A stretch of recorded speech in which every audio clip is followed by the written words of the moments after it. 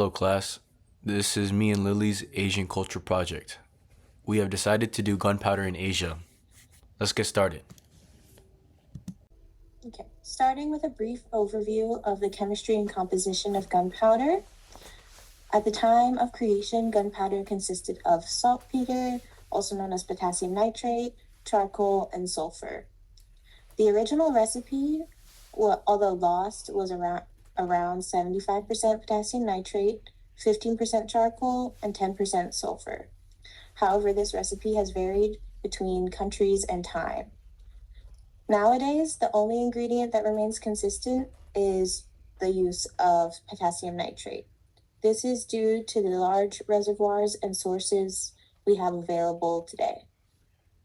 After Lily's brief talk about the chemistry and composition of gunpowder, we can move on to the importance of saltpeter within it. Saltpeter was used for centuries across all civilizations and has held many purposes throughout history. It has held a purpose in medicine, being a food preservative, being a fertilizer, and in recent times had a purpose in weaponry and recreation. In medicine, it was used back then by Thailand to treat kidney-associated infections such as urinary tract infections. It had treated asthma and served as a role in being a antibacterial agent. It is obsolete overall for medicine now and is only used to be a diuretic today. In food preservation, it has historical use for curing meat, brining, and dry curing. It also served a role in being an antioxidant, which prevented the rancid smell you would get from food. In fertilizer, it was a common component in compounds as it provided potassium and nitrogen to the plants. So after John's talk about saltpeter, we're going to move on to the invention of gunpowder. During the Tang Dynasty in the 9th century, Chinese alchemists accidentally burned down their lab in search for a potion of immortality. Instead, they discovered what they called black powder, what we know as gunpowder today. Something so deadly was created in this lab that it's been used throughout centuries to this day. What was meant to be a potion of life turned into a weapon of mass destruction. Talk about the invention of gunpowder, we can now talk about weaponizing gunpowder in China.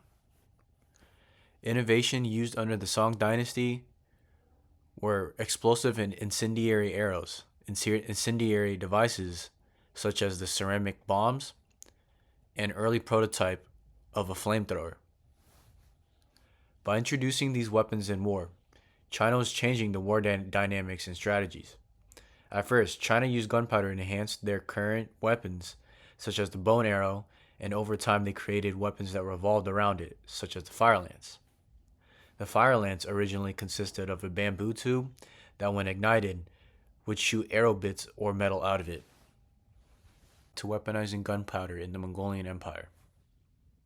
Gunpowder technology was used in siege only, and at first, the Mongolians did not have any sort of technology like this ever, so they brought Chinese engineers into it. It utilized smokescreen gadgets, explosive and toxic gas grenades, which was filled with shrapnel, arsenic, and lime. They had early iterations of a cannon, and the earliest recorded and confirmed cannon was in 1298. They also had rockets, which was used for large-scale smokescreen. This was used little in their Western campaign, and some fun facts are that toxic gas grenades blinded, confused, and disoriented oppositional soldiers. The cannons were mainly used against horses and soldiers and had little effect on stone walls. Moving on from John's talk about the recreational uses of gunpowder, we'll talk about how gunpowders began to spread out of China. This was due to the Silk Road. However, the Chinese tried their hardest to keep gunpowder a secret. During the Song Dynasty, the government even banned the sale of saltpeter to other countries. If you look at the map on the presentation, you can see the major trade routes in red and the minor trade routes in gray. At first, gunpowder had only spread to India through the minor trade routes. However, India being a major trade hub, it eventually began to move westward to the Middle East and Europe. The time it took to move from China to Europe was about 300 years. And when it made its way to Europe, this is when it began to be rapidly industrialized and weapons became more automatic as well. Recognizing gunpowder, we now are on recreational use of gunpowder. In China, they used it for fireworks and firecrackers.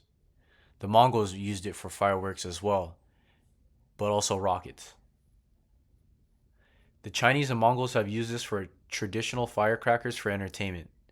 Chinese engineers and scientists have combined gunpowder with different earth elements to emit different colors of explosive sparks.